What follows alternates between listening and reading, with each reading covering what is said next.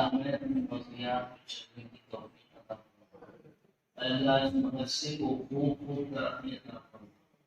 اللہ مدرسہ قائم کرنے والے چلانے والے مولانا عرفان صادق صاحب کی خدمات کو قبول فرما، کی مدد فرما، ترقی کو آگے دور فرما۔ مدرسے میں پڑھانے والوں کو اخلاص کے ساتھ پڑھانے کی، پڑھنے والوں کو اخلاص کے ساتھ پڑھنے کی توفیق عطا فرما۔ اذا جاء نصر اللہ والفتح، اس سورت تلاوت فرمائی۔ یہ ایک مختصر لیکن بہت اہم سورت، اور مختصر ہونے کی وجہ سے عام طور پر لوگوں کو یاد رہتی ہے۔ جو حافظ ہوتے ہیں ان کو تو پورا قرآن یاد ہوتا ہے، جو حافظ نہیں ہوتے، قرآن پورا صحیح پڑھے ہوئے ہوتے ہیں تو وہ بھی پورا قرآن صحیح پڑھتے ہیں، لیکن جنہوں نے قرآن کم پڑھا ہے تو بعض دفعہ چھوٹی چھوٹی صورتیں چند یاد کر لی تاکہ نماز وغیرہ میں پڑھ سکیں۔ وہ ان چھوٹی صورتوں میں ایک یہ بھی، لیکن مضمون بہت اعلیٰ ہے۔ روایت میں آتا ہے کہ حضرت عمر رضی اللہ عنہ، حضرت عبداللہ ابن عباس جو حضور کے چچا کے بیٹے ہیں، بھتیجے ہیں آپ، حضور صلی اللہ علیہ وسلم کے انتقال کے وقت ان کی عمر 12-13 سال تھی کل، لیکن آپ کے انتقال کے بعد مسلسل انہوں نے محنت کی۔ حضور کے جتنے صحابہ تھے ان کے گھر جاتے، ان سے قرآن سیکھتے، قرآن کی تفسیر معلوم کرتے، حدیثیں لکھتے، اور حضور صلی اللہ علیہ وسلم نے ان کو دعا بھی دی تھی۔ ایک دفعہ حضور صلی اللہ علیہ وسلم کی انہوں نے خدمت کی کہ آپ ضرورت محسوس کر رہے تھے تو یہ سمجھ گئے اور گئے پانی لے کر آئے، تو یہ خدمت ہوئی۔ اس پر حضور صلی اللہ علیہ وسلم نے ان کے لیے دعا فرمائی کہ اللہم فقہہ فی الدین وعلمہ التأویل، اے اللہ ان کو دین کا بڑا عالم بنا، قرآن کریم کی تفسیر کا علم ان کو عطا کر۔ تو ایک طرف حضور صلی اللہ علیہ وسلم کی دعا ہے، پھر خود حضرت عبداللہ ابن عباس کی محنت، گھر گھر جا کر صحابہ کے یہاں دین پڑھنا۔ اس لیے قرآن کی تفسیر کے بارے میں بعد میں یہ تمام صحابہ سے بڑے عالم ہوں، عمر سب سے کم ہے مگر علم قرآن کا اور تفسیر کا سب سے زیادہ ہے۔ اور روایت میں آتا ہے کہ حضرت عمر فاروق ان سے مشورے کے لیے ان کو اپنے قریب بٹھاتے، تو بہت سے صحابہ جو بڑی عمر کے تھے وہ کہتے تھے کہ یہ تو ہمارے پوتے اور نواسے کی عمر کے ہیں، آپ ان کو اپنے پاس بٹھاتے ہیں، ان کو ہم پر فضیلت دیتے ہیں، ان کو بڑا قرار دیتے ہیں۔ تو بڑے جو صحابہ تھے ان کو یہ محسوس ہوتا تھا۔ حضرت عمر رضی اللہ عنہ نے فرمایا کہ ٹھیک ہے، اس کا جواب ایک دن دیں گے آپ۔ تو ایک دن سب کو بلایا، جو مشورے میں ان کے شریک رہتے تھے، بڑے بڑے صحابہ تھے اس میں، اور آپ نے یہی سورت پڑھی، جاء نصر اللہ والفتح۔ پوچھا کہ اس میں کیا بیان کیا گیا؟ تو ہر آدمی کو جو معلوم تھا وہ بتا دیا۔ حضرت عبداللہ ابن عباس سے آخر میں پوچھا تو انہوں نے کہا کہ اس میں حضور صلی اللہ علیہ وسلم کی وفات کی خبر دی گئی ہے۔ تو حضرت عمر رضی اللہ عنہ نے صحابہ سے پوچھا کہ بھئی آپ میں کسی کو پتہ ہے اس کا؟ سب نے کہا کہ نہیں، ہمیں تو معلوم نہیں۔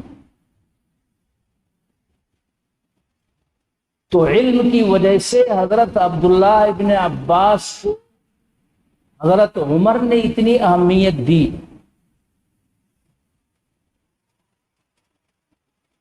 وہ یہ فرماتے تھے کہ عالم کا مقام اللہ نے بلند کیا ہے۔ قرآن اور حدیث کا علم جس کے پاس ہو اس کو دوسروں سے بہتر اور بڑا سمجھنا چاہیے۔ پھر حضرت عبداللہ ابن عباس سے پوچھا کہ اب آپ تفسیر کرو، تو انہوں نے اس کا مطلب جو بتایا، اور اس سورت کا جو ترجمہ اور اردو میں معنی ہے وہ یہ ہے کہ اذا جاء نصر اللہ والفتح، کہ اللہ تعالی حضور سے فرما رہے ہیں کہ جب اللہ کی مدد آ جائے اور دشمنوں پر کامیابی مل جائے، فتح حاصل ہو جائے، آپ یہ دیکھیں وَرَأَيْتَ النَّاسَ، اور آپ دیکھیں لوگوں کو يَدْخُلُونَ فِي دِينِ اللَّهِ أَفْوَاجًا، کہ وہ اللہ کے دین میں بڑی تعداد میں آ رہے ہیں، داخل ہو رہے ہیں۔ وہاں تو مکے کا یہ حال تھا کہ اللہ کا نام لینا مشکل، ایک ساتھ جماعت کے ساتھ نماز پڑھنا مشکل، اذان دینا مشکل۔ لیکن بعد میں یہ ہوا کہ نبی اکرم صلی اللہ علیہ وسلم کی قربانیوں، محنت، اللہ کے فضل، صحابہ کی جفاکشی اور قربانی کی وجہ سے اللہ نے اس دین کو ترقی عطا کی، اور جہاں اکا دکا مسلمان تھے، جب مکہ فتح ہوا اور ہجرت کے 10ویں سال حضور صلی اللہ علیہ وسلم حج کے لیے تشریف لے گئے، تو حج میں آپ کے ساتھ 1.5 لاکھ کے قریب صحابہ کرام۔ تو سن 8 میں مکہ فتح ہوا ہے، سن 9 ہے، سن 10، یہ 2-3 سال میں اتنی تعداد صحابہ کرام کی ہو گئی، کیونکہ بڑی تعداد میں لوگ آتے تھے، ایمان لاتے تھے۔ فرمایا کہ جب بڑی تعداد میں لوگ مسلمان ہونے لگے، اب آپ کا جو مشن تھا، آپ کا جو منصوبہ تھا، نبی صلی اللہ علیہ وسلم کا جو کام اللہ نے دیا تھا وہ کام پورا ہو گیا، کیونکہ آپ نے تبلیغ کے ذریعے، دعوت کے ذریعے، تعلیم کے ذریعے اس دین کو دور دور تک پہنچایا، لہذا آپ کا جو مشن ہے وہ کامیاب ہو گیا، اور جس مقصد کے لیے اللہ نے آپ کو بھیجا تھا اس میں کامیابی ہو گئی۔ اس لیے اب آپ کو یہاں انتقال کی خبر کا مضمون آتا ہے۔ اس کا مطلب یہ ہے کہ جو آپ کی زندگی کا مقصد تھا وہ حاصل ہو گیا، اب اللہ تبارک و تعالی آپ کو اپنے پاس بلانا چاہتا ہے۔ فرمایا فَسَبِّحْ بِحَمْدِ رَبِّكَ وَاسْتَغْفِرْ، آپ اللہ کی تسبیح بیان کریں، پاکی بیان کریں، بڑائی بیان کریں، اللہ سے استغفار کریں۔ اور نبی تو ہر وقت آخرت ہی کی طرف متوجہ رہتے ہیں، لیکن دین کا جو کام ہوتا ہے، ایک طرف تو یہ ہے کہ آدمی نماز پڑھ رہا ہے وہ اللہ ہی کی طرف متوجہ ہے، تسبیح پڑھ رہا ہے اللہ ہی کی طرف متوجہ ہے، نبی کوئی بھی کام کرتا ہے وہ اللہ کے ذکر ہی میں رہتا ہے۔ اگر لوگوں کو پڑھا رہے ہیں تو یہ بھی ذکر ہے، اگر لوگوں کو جہاد کے لیے تیار کر رہے ہیں یہ بھی ذکر ہے، اگر لوگوں کو تسبیح پڑھا رہے ہیں تو یہ بھی ذکر ہے، اگر کاروبار کا صحیح طریقہ بتا رہے ہیں تو سب ذکر ہی ہے جو نبی کرتا ہے۔ لیکن ایک ذکر وہ ہے جو ذکر نظر آتا ہے، نماز پڑھ رہے ہیں تو سب دیکھتے ہیں کہ بھئی اللہ کے ذکر میں ہے۔ اب ایک استاذ کسی طالب علم کو پڑھا رہا ہے وہ بھی ذکر ہے، مگر وہ کہتے ہیں وہ تو پڑھا رہے ہیں، عبادت میں نہیں ہے، بعض لوگ کہتے ہیں، حالانکہ پڑھانا بھی عبادت ہے۔ تو اب مطلب یہ ہے کہ آپ یوں تو ہر وقت ذکر میں اور تسبیح میں رہتے ہیں، لیکن اب اس کی طرف زیادہ توجہ کریں، کیونکہ اب وقت دنیا کا ختم ہو رہا ہے، آپ اللہ کی طرف زیادہ متوجہ رہیں۔ حضرت عبداللہ بن عباس نے بتایا کہ اس میں حضور کی وفات کا مضمون ہے۔ جب سن 10 میں آپ حج میں تشریف لے گئے، حدیثوں میں آتا ہے کہ اللہ نے حضور صلی اللہ علیہ وسلم کو بتایا تھا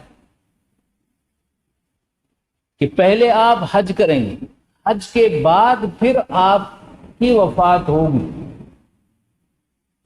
اس لیے آپ نے اعلان کیا کہ میں حج کے لیے جانا چاہتا ہوں، جو میرے ساتھ جانا چاہے وہ آ جائے۔ تو 1.5 لاکھ کے قریب، 1 لاکھ، 1,20,000، 1,30,000، 1,40,000، اس سے اوپر بھی تعداد لکھتے ہیں۔ تو اس میں آپ نے اعلان کیا کہ ہو سکتا ہے کہ آئندہ سال میں آپ لوگوں سے نہ مل پاؤں، یعنی میری وفات ہو جائے، کیونکہ اللہ نے آپ کو یہی اندازہ بتایا تھا کہ حج کے بعد جلد آپ کی وفات ہوگی، کیونکہ آپ کو فکر رہتی تھی کہ حج آپ کریں۔ ہجرت سے پہلے تو آپ نے کئی حج کیے تھے، لیکن اس وقت خانہ کعبہ میں بت رکھے ہوئے،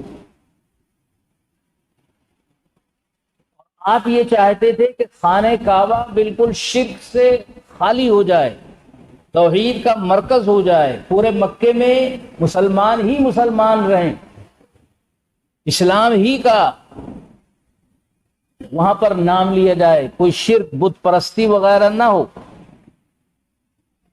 تو مکہ فتح ہوا اور پورے مکے سے جو کافر تھے اللہ نے ان کو ایمان کی توفیق دی۔ پہلے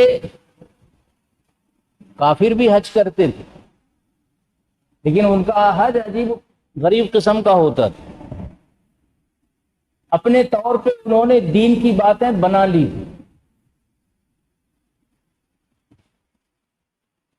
وہ یہ کہتے تھے کہ خانہ کعبہ تو اللہ کا گھر ہے، بہت مقدس ہے، یہ بات تو صحیح ہے، تو اس گھر کا طواف ہم ایسے کپڑوں میں نہیں کریں گے جس میں ہم گناہ کریں۔ اور جو قریش تھے، جو حضور صلی اللہ علیہ وسلم کا خاندان ہے، وہی لوگ مکے کے سردار تھے، تو انہوں نے یہ کہا تھا کہ کوئی آدمی جو لباس پہن کر آئے اس میں طواف نہ کرے۔ پھر کیا کرے؟ ہم نے کچھ لباس بنا رکھا ہے، وہ ہمارا لباس پہنے۔ وہ یہ سمجھتے تھے کہ ہم تمام انسانوں میں سب سے افضل اور سارے انسان ہم سے کمتر ہیں، تو ہم نے جو لباس تیار کیا ہے اس لباس میں ہر آدمی حج کرے، طواف کرے، طواف کے بعد وہ لباس اتار کے رکھ دے، اپنا پہن کے چلا جائے۔ پہلے تو یہ ہوتا رہا، لیکن جب تعداد بہت بڑھی اور قریشیوں کے پاس اتنا لباس نہیں تھا، تو پھر کچھ لوگوں نے کہا کہ چلو جو لباس بدن پہ ہے اس میں طواف نہیں کر سکتے کیونکہ اس میں گناہ کیا۔ اب کچھ لوگوں نے کہا کہ چلو ہم بغیر لباس کے ہی طواف کریں۔ ایسی بری چیز بھی خانہ کعبہ کے طواف کے وقت انہوں نے شروع کر رکھی کہ بغیر لباس کے طواف کریں، مرد دن میں اور عورتیں رات میں۔ اتنی غلط باتیں حج طواف میں شامل کر دی۔ حضور یہ چاہتے تھے کہ اسلام کا غلبہ ہو، غیر مسلم یہاں سے ناپید ہو جائیں، ختم ہو جائیں، خانہ کعبہ مکمل پاک اور صاف ہو جائے، اور پورے حج کے جو مقامات ہیں وہاں مسلمانوں کے علاوہ کوئی نہ رہے، اس وقت ہم حج کریں۔ اللہ نے اس کے لیے سن 10 ہجری کا وقت مقرر کیا۔ اس حج کے 1-2 مہینے کے بعد ہی، 3 مہینے کے بعد ہی پھر آپ کا انتقال بھی ہو گیا۔ تو یہ صورت ہے، اس میں حضور کے انتقال کی طرف اشارہ ہے، لیکن صحابہ میں حضرت عبداللہ ابن عباس کے علاوہ کسی کو اس کا پتہ نہیں۔ 1 لاکھ سے زیادہ، 1.5-2 لاکھ صحابہ ہیں۔ اللہ اور یہ حضرت ابن عباس چھوٹے ہیں مگر محنت سے علم حاصل کیا، اور ان کا مقام صحابہ میں بھی بہت بڑے بڑے صحابہ سے بڑھ گیا۔ تو علم دین سے اللہ تبارک و تعالی ترقی دیتے ہیں، مقام بلند کرتے ہیں۔ بڑے بڑے صحابہ کے سامنے بیٹھ کے فتوے دیتے تھے، تفسیر بیان کرتے تھے۔ تو یہ مقام علم دین کی وجہ سے اللہ نے بڑھایا۔ فرمایا فسبح بحمد ربک واستغفرہ انہ کان توابا، آپ استغفار کریں، تسبیح کریں، اسی میں لگے رہیں۔ دنیا کے جو اور کام ہیں اس میں جو مقصد آپ کا تھا وہ پورا ہو۔ اللہ تعالیٰ توبہ قبول کرنے والے۔ حاصل یہ ہے کہ زندگی کے آخر میں خاص طور سے اللہ کی طرف رجوع ہونا چاہیے۔ یوں تو بالغ ہونے کے بعد سے ساری زندگی دین پہ عمل کرنا ہے، لیکن زندگی کے آخر میں خاص طور سے توبہ، استغفار، اللہ کے ذکر میں لگنا، دنیا کے جھمیلوں سے جی چھڑا کر دین کے لیے کام کرنا، یہ بہتر ہوتا ہے۔ اور اللہ نے حضور صلی اللہ علیہ وسلم کو بھی اس کی تعلیم فرمائی،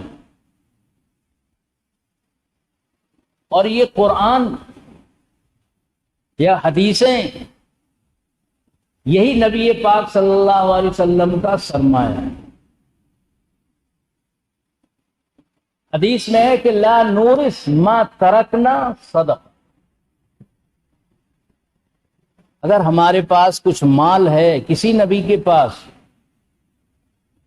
تو غیر نبی جو ہوتا ہے، اگر باپ کا انتقال ہو رہا ہے، زمین جائیداد ہے، دکان ہے، کھیت ہے، پراپرٹی ہے، تو اس کے رشتہ داروں کا اس میں حصہ ہوگا۔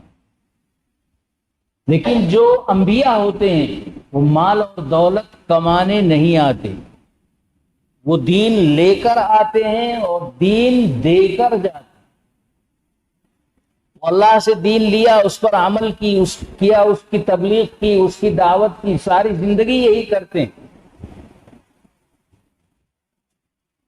اور پھر یہی دین دے کر جاتے ہیں۔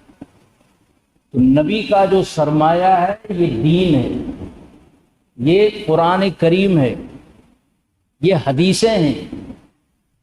ان کو حاصل کرنا، ان کو سمجھنا، ان پر عمل کرنا، ان کی دعوت دینا، یہ امت کے ہر فرد کا مشن اور مقصد ہونا چاہیے۔ اور علم سے اللہ تبارک و تعالی عزت دیتا ہے۔ اس قصبے کے 2 بڑے بزرگ، ایک حضرت مولانا رحمت اللہ صاحب تہرانوی، ان کی کتاب ہے اظہار الحق، جو عیسائیوں کے مقابلے کے لیے انہوں نے لکھی ہے. پوری دنیا میں کہیں بھی کوئی عالم ہو یا دین جاننے والا ہو وہ اس کتاب سے واقف ہے. اور یہ کتاب اس وقت لکھی انہوں نے جب یہاں انگریز رہتے. یہ شاملی کے میدان میں جہاد بھی ہوا تھا انگریزوں سے. اس میں حضرت نانوتوی، حضرت مولانا رشید احمد گنگوہی، حضرت غامی شہید، حضرت حاجی امداد اللہ صاحب کی قیادت میں اس جہاد میں شریک ہوئے. حضرت مولانا رحمت اللہ صاحب کا بھی نام اس میں تھا. یہاں قریب میں گاؤں ہے پنجیٹ، یہ کیا نام ہے، ایک دفعہ میں وہاں گیا ہاں، تو وہاں ایک مولانا صاحب نے کتاب مجھے دی اور وہاں کا واقعہ بتایا کہ چونکہ یہ ہمارے مولانا لوگ اس جہاد میں شریک تھے، حضرت مولانا قاسم نانوتوی کے خلاف بھی وارنٹ کٹا، حضرت حاجی امداد اللہ صاحب کے خلاف بھی کٹا. حضرت حاجی صاحب ہجرت کر کے مکہ مکرمہ چلے گئے.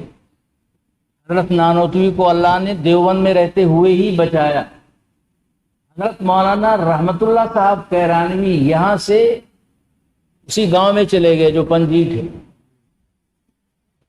انگریز آئے اور چاروں طرف چکر لگایا، معلوم ہوا کہ وہ اس گاؤں میں گئے ہوئے. تو اس کتاب میں لکھا، میں نے پڑھا اسے، اور وہاں لوگوں نے بھی بتایا، یہ مشہور ہے کہ وہاں کے پردھان اور مکھیا نے کہا کہ مول صاحب انگریز آ رہے ہیں، کہیں کھیت میں جا کے کچھ کام وام کرو بیٹھو، نہیں تو پکڑ لیں گے تو مصیبت آئے. تو وہ کھرپا وغیرہ کچھ لے کر کے کسی کھیت کے میٹ پر بیٹھے ویسے ہی کچھ کر رہے. اسی راستے سے انگریز گزر رہا ہے گھوڑے دوڑاتے ہوئے، اور مولانا رحمت اللہ صاحب وہاں بیٹھے ہوئے ہیں. انہوں نے بعد میں بیان کیا کہ وہ گھوڑے جو دوڑ رہے تھے اس سے مٹی اڑ رہی تھی، یہ میرے بدن پہ پڑ رہی تھی، یعنی وہ قریب سے اڑ رہے تھے. اور کئی چکر انہوں نے اس راستے پہ لگایا کہیں بھی وہ آدمی ہو تو پکڑو. لیکن اللہ تبارک و تعالی اپنے بزرگوں کو چاہتا ہے. ایسے موقع ہیں اور ایسی آیتیں ہیں کہ آدمی پڑھ لے تو دشمن کو وہ آدمی نظر نہیں آئے گا. سورہ یاسین میں ایک آیت. تو یہ تو بہت بڑے بزرگ تھے. چکر لگایا پولیس کے لوگوں نے، فوج نے، اور واپس چلے گئے کہ بھائی وہ تو یہاں بھی نہیں. پھر یہاں سے نکل کر حضرت کراچی وغیرہ کہاں ہوتے ہوتے پھر مکہ مکرمہ پہنچے. اور اس سے پہلے یہ ہوا کہ انگریز لندن سے اپنے پادریوں کو بلاتا. وہ ایک پادری فنڈر تھا، وہ دلی کی جامع مسجد کی سیڑھیوں پہ کھڑے ہو کے کہتا تھا کہ میں چیلنج کرتا ہوں مسلمانوں کو کہ قرآن ان کی صحیح کتاب نہیں ہے، ہماری بائبل یہ صحیح کتاب، انجیل صحیح ہے. تو حضرت مولانا رحمت اللہ صاحب نے اس سے کہا کہ چلو ہم تم سے مقابلہ کریں. اور آگرے میں مقابلہ طے ہوا. اور حضرت کے ایک شاگرد جو انگریزی بھی جانتے تھے ان کو لیا انہوں نے. اور اس مناظرے میں بڑے بڑے گورنر، سربراہ سب آئے ہوئے تھے کہ آج تو مسلمان ذلیل ہو جائیں. اس میں شرائط طے ہوئی اور مولانا رحمت اللہ صاحب نے پادری فنڈر سے کہا کہ دیکھو تم کہتے ہو قرآن برحق نہیں ہے، تو تم یہ ثابت کرو کہ قرآن میں کوئی کتاب بدلی، کوئی آیت بدلی ہوئی ہے جو حضور نے اپنی طرف سے بڑھا دی. اور میں یہ ثابت کروں گا کہ تمہاری بائبل میں بہت سی آیتیں ہیں جو جب نازل ہوئی تو نہیں تھی. یہ بعد میں کہاں سے آ گئی؟ اس پہ بحث ہوتی رہی. حضرت مولانا رحمت اللہ صاحب نے یہ ثابت کیا کہ یہ آیتیں ایک نہیں 3 آیتوں کو بتایا. اور اس پادری نے اس کو مانا کہ ہاں اس کو میں بھی مانتا ہوں. پھر یہ طے ہوا تھا کہ اگر پادری یہ ثابت کرے گا کہ قرآن صحیح نہیں ہے، اس میں تبدیلی ہوئی ہے، تو مولانا رحمت اللہ صاحب اپنا مذہب چھوڑ دیں گے، عیسائی ہو جائیں گے۔ اور اگر مولانا رحمت اللہ صاحب یہ ثابت کر دیں کہ انجیل میں اور بائبل میں تبدیلی ہوئی ہے، آیتیں بدلی ہیں، تو یہ پادری فنڈر اپنا مذہب چھوڑ دے گا، مسلمان ہو جائے گا۔ مولانا رحمت اللہ صاحب نے یہ ثابت کیا، مگر وہ توفیق نہیں تھی اور ضدی تھا تو مسلمان نہیں ہوا۔ مگر اس مناظرے کا یہ اثر ہوا کہ پادریوں نے جو اپنی دھاک بٹھانی چاہیے تھی وہ بیٹھی نہیں۔ اگر پادری کامیاب ہو گئے ہوتے تو دسیوں بیسیوں نہیں، سینکڑوں اور ہزاروں مسلمان دین سے پھر جاتے، عیسائی ہو جاتے۔ اس طرح ایک ایک عالم نے ایسی قربانی دی ہے جس سے ہزاروں علماء کے ایمان کو اللہ نے محفوظ رکھا۔ اسی طرح حضرت مولانا قاسم صاحب نانوتوی نے دیانند سرسوتی سے روڑکی میں مناظرہ کیا تھا۔ خیر پھر مولانا رحمت اللہ صاحب نے اس موقع پر یہ کتاب لکھی، اظہار الحق، اور ساری دنیا میں یہ کتاب پھیلی۔ دارالعلوم دیوبند میں بھی پڑھائی جاتی ہے، ہر بڑے مدرسے میں یہ پڑھائی جاتی ہے۔ عیسائی مذہب کیا ہے، اس میں کتنی غلطیاں ہیں، کتنی خامیاں ہیں، یا عیسائیوں کے اسلام پر جو اعتراضات ہیں، وہ کتاب اسی موضوع پر ہے۔ اور اس موضوع اور سبجیکٹ پہ اس سے بہتر کوئی کتاب نہیں آج تک۔ دنیا کا ہر عالم اس کتاب سے واقف، اتنی بڑی کتاب ہے وہ۔ تو یہ حضرت مولانا رحمت اللہ صاحب جو اسی قصبے کے تھے، ان کی یہ قربانیاں ہیں، ساری دنیا میں ان سے دین پھیلا، ساری دنیا میں۔ اور اللہ نے مسلمانوں کو بچایا عیسائی اور مرتد بننے سے۔ پھر یہاں سے گئے مکہ مکرمہ میں، ایک کلکتے کی خاتون تھی مالدار، سولت بیگم، تو ان سے تعاون لے کر حضرت نے ایک مدرسہ قائم کیا، مدرسہ سولتیہ، آج بھی ہے، اگرچہ اس جگہ نہیں ہے جہاں پہلے تھا۔ اور دارالعلوم دیوبند کے انداز پر سعودی عرب میں اور خود مکے میں وہ مدرسہ ہے جو اسی طرح پڑھاتا ہے جیسے دارالعلوم دیوبند میں پڑھایا جائے۔ بڑے بڑے علماء وہاں یہی ہندوستان کے اور دیگر ملکوں کے ہیں۔ اتنا بڑا کارنامہ ہے۔ تو اللہ تبارک و تعالی علم سے عزت بھی دیتا ہے اور دین کی خدمت کا موقع بھی ملتا ہے۔ دوسرے بڑے عالم جو ہمارے استاد بھی ہیں، حضرت مولانا وحید الزماں صاحب، وہ بھی کیرانوی لکھتے تھے اپنے آپ۔ حضرت مولانا مسیح الزماں کے صاحبزادے تھے، پرانے لوگ ان کو جانتے ہوں، وہ بھی اسی قصبے کے تھے۔ وہ دارالعلوم دیوبند سے فارغ ہوئے اور عربی زبان لکھنے اور بولنے میں ان کے دور میں ان سے بہتر پورے ہندوستان میں کوئی نہیں تھا۔ اتنی بہترین عربی بولتے تھے۔ میں تو یہ کہتا ہوں اور میرا یہ ماننا ہے کہ میں نے بہت سے بڑے بڑے عربوں کو مکہ مکرمہ میں، مدینے میں، ترکی میں اور جگہوں پر سنا ہے، کانفرنسوں میں۔ لیکن ایک عالم جو شیخ الازہر تھے، وہ دلی میں آئے تھے اور ہم ان سے ملنے یہاں آئے تھے دارالعلوم کی طرف سے۔ ان کو تو میں نے دیکھا کہ ان کی زبان عربی نہایت بہتر، لیکن ان کے علاوہ کسی بھی عرب عالم کی زبان میں نے مولانا وحید الزماں صاحب سے اچھی نہیں سنی۔ ہزاروں ان کے شاگرد ہیں اور عربی سکھانے کی بہت سی کتابیں ان کی ہیں، لغت اور ڈکشنری ہے۔ کوئی بھی آدمی عربی بول چال سیکھنا چاہے تو وہ کتاب پڑھے بغیر سیکھ نہیں سکتا۔ وہ بھی یہیں کے تھے۔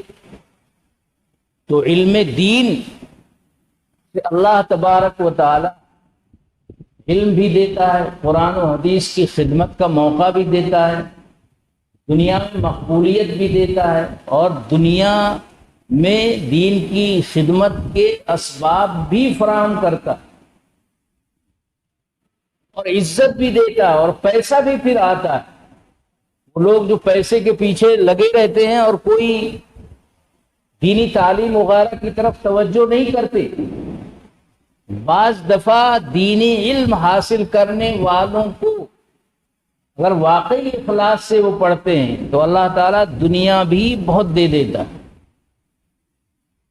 اس لیے ہمیں اس پر توجہ کرنی چاہیے کہ اپنے بچوں کو ہم قرآن پڑھائیں، دین پڑھائیں۔ اگر ہمارا کوئی بچہ قرآن کی ایک آیت کا ترجمہ سمجھ جاتا ہے تو اس سے بڑی کوئی سعادت نہیں۔ اگر کوئی قرآن یا حدیث یا کہیں مدرسے مکتب میں دین پڑھا رہا ہے تو آج اس سے بہتر کوئی کام نہیں۔ آج جو حالات ہیں وہ بہت خراب ہیں، مسلمانوں کو دین سے پھیرنے کی بہت سی کوششیں ہو رہی ہیں، پلاننگ کے تحت ہو رہی ہیں، لاکھوں روپے خرچ کیے جا رہے ہیں اور مسلمانوں کی گھر واپسی کا انتظام ہو رہا ہے کہ پہلے کی طرح جیسے ان کے باپ دادا کافر تھے بعد میں مسلمان ہوئے، یہ بھی ہمارے ساتھ مل جائیں۔ دوسری بات یہ ہے کہ مسلم بچیاں ان کا ٹارگٹ ہے۔ جو بچیاں اسکول کالج میں پڑھتی ہیں ان کے ہاں پردہ نہیں ہوتا، ان کے ہاں حیا نہیں ہوتی، اسکول کالج میں تعلیم کے وقت ان کی نگرانی نہیں ہوتی۔ جب کوئی مولوی کسی سے کہتا ہے کہ پردہ کرائیے تو کہنے پردے کے لیے تو ساری زندگی پڑی ہے، یہ تو ہماری بچی ہے ذرا سی۔ اور بعد میں یہ بچی جب بڑی ہو کر ماں باپ کی ناک کاٹ ڈالتی ہے تو کہتے ہیں کہ ہم نے پہلے کچھ نہیں کیا، پھر کچھ نہیں کر سکتے۔ تو یہ ایک تو ایک مخلوط تعلیم لڑکوں اور لڑکیوں کی جہاں بھی ہوگی اس کی خرابیاں ہیں۔ اس لیے بچیوں پر بھی نظر ہونی چاہیے۔ اگر انگریزی تعلیم آپ دلا رہے ہیں تو حفاظت کا بھی انتظام ہونا چاہیے، حیا کا بھی نظم ہونا چاہیے، نگرانی بھی ہونی چاہیے۔ اور موبائل نے آج کل بہت ساری خرابیاں اور پیدا کر دی ہیں جو پہلے سوچی بھی نہیں جا سکتی۔ اس لیے اب سرکاری اداروں میں نے کل پڑھا کہیں اسکول کالج میں پابندی لگ رہی ہے، بہت سی یونیورسٹیوں میں تو پہلے سے پابندی ہے کہ موبائل لے کر اندر نہیں آ سکتے۔ بہت سی جگہوں پہ مشین لگا رکھی ہے کہ موبائل جام ہو جاتا ہے اندر آتے، کیونکہ ان کو اس کی خرابیوں کا علم ہے۔ آپس میں بات چیت، ویڈیو گفتگو، بے حیائی کی تصویریں، بیٹھے بیٹھے ایک دوسرے سے پیغام رسانی، یہ سب بے حیائی کی چیزیں ہیں۔ تو اس پر نظر رکھنی چاہیے ماں باپ۔ پہلے یہ تھا کہ شریف گھرانوں میں لوگ گھر میں ٹی وی نہیں رکھتے، جو رکھتے تھے وہ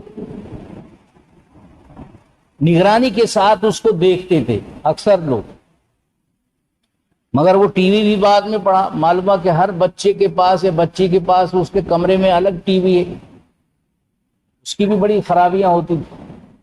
موبائل تو ٹی وی سے 100 گنا 1000 گنا زیادہ نقصان دہ، اس لیے موبائل کے سلسلے میں بچوں اور بچیوں پہ کنٹرول تو ہے بہت مشکل، لیکن کچھ نہ کچھ تو کرنا چاہیے۔ دوسری بات ایک اور ہے کہ ہم جہاں بھی جاتے ہیں لوگ بتاتے ہیں، جو بڑے شہر ہیں وہاں 10 20 نہیں 50 ہزار تک مجھے معلوم ہے بڑے شہروں میں مسلم بچیاں یا تو بغیر نکاح کے بیٹھی ہوئی ہیں یا دوسروں کے ساتھ جا چکی۔ پہلے تو از خود ان کا آنا جانا ہوتا تھا، اب تو باقاعدہ منصوبہ ہے کہ مسلم بچیوں کو ٹارگٹ بناؤ، ہندو لڑکوں سے ان کو ملاؤ، ان کے ساتھ رہنے پہ مجبور کرو، ان سے شادی کراؤ، اور ایک ایک کے اوپر 1,00,000 2,00,000 5,00,000 10,00,000 روپے تک بھی خرچ کرنے کا منصوبہ ہے۔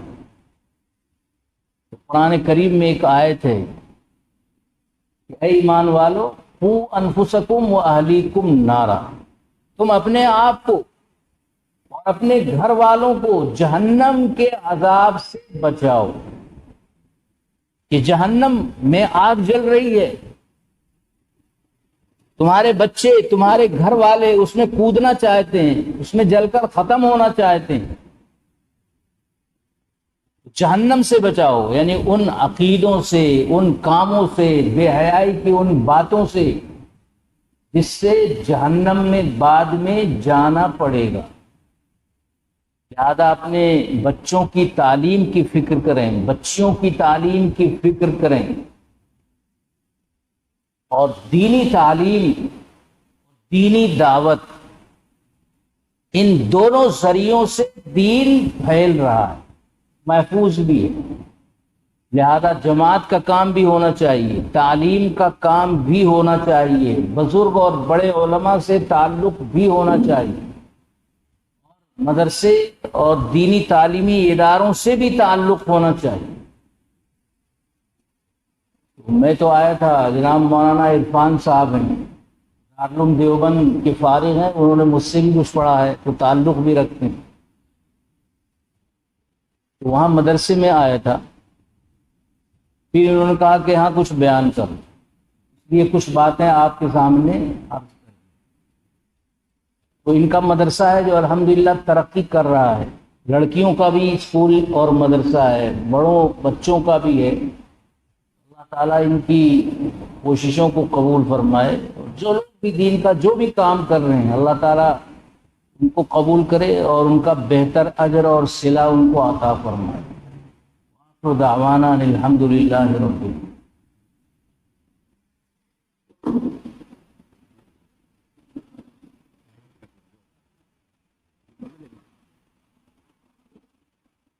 اللہم صلی علی سیدنا و مولانا محمد وعلی آلہ وصحبہ اجمعین۔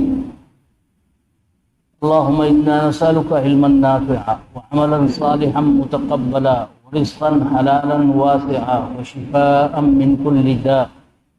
اپنے فضل و کرم سے ہم سب کے گناہوں کو معاف فرما، اللہ ہم کو اپنی مرضیات پہ چلنے کی توفیق عطا فرما، اللہ ہمارے اندر دین سے محبت پیدا فرما، قرآن سے محبت پیدا فرما، صحابہ سے محبت پیدا فرما، علماء حق سے محبت پیدا فرما، مدرسے میں پڑھنے والے بچوں سے محبت پیدا فرما، غریبوں سے محبت پیدا فرما، اللہ دین پر چلنے اور دین اپنے بچوں کو پڑھانے کی توفیق عطا فرما، دین سے محبت پیدا فرما، دین داروں سے محبت پیدا فرما، دین کے کاموں میں لگنے کی توفیق عطا فرما، مدارس کی مدد کی توفیق عطا فرما، جماعت کے کام میں لگنے کی توفیق عطا فرما۔